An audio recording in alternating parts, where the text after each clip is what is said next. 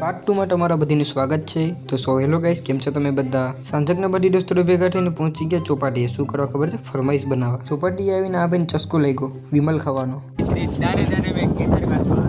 ચોપાટી એટલે અમારી ફરમાઈશ પૂરી થઈ ગઈ ને અમે પહોંચી ગયા બસ સ્ટેશન પટ્ટો લેવા। પટ્ટોમાં એક ભાઈને લેવાનું છે, લખણા કેટલા બધી કરશે જોઈ લેવો ખાલી। પહેલો નંબર તો મારામાં જ આવ્યો। પટ્ટો લીધો છે એટલે ઠંડુ પીવાનું બને છો મારા ભાઈ। તો પહેલા તો ખાડી સિંગ ને ઠંડાનો ઓર્ડર આપી દીધો। ઠંડુ પીને તો અમને બધી નાંદન આવી ગયો। ખબર છે શું કરો? મફતનું ઠંડુ હતું ને લાંડન જ આવે ને મારો ભાઈ। આવતીકાલે હોલી છે એટલે એના કલર તો લેવા પડે।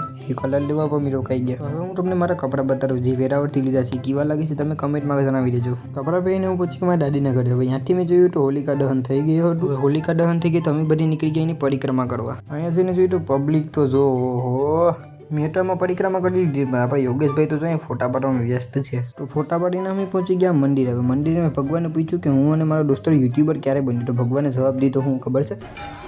ना तुम लोग का नाम नहीं। एक बार फिर से देखिए ना भूषण भाई। अरे भाई तुम लोग का नाम लिस्ट में नहीं है। તો ગાઈસ ભલે ને આપણું લિસ્ટમાં નામ હોય નહીં પણ આપણે મહેનત કરવાની મૂકશું નહીં। તો ગાઈસ તમે બધાને હેપી હોલી ને આપણે મળીએ આવતીકાલે।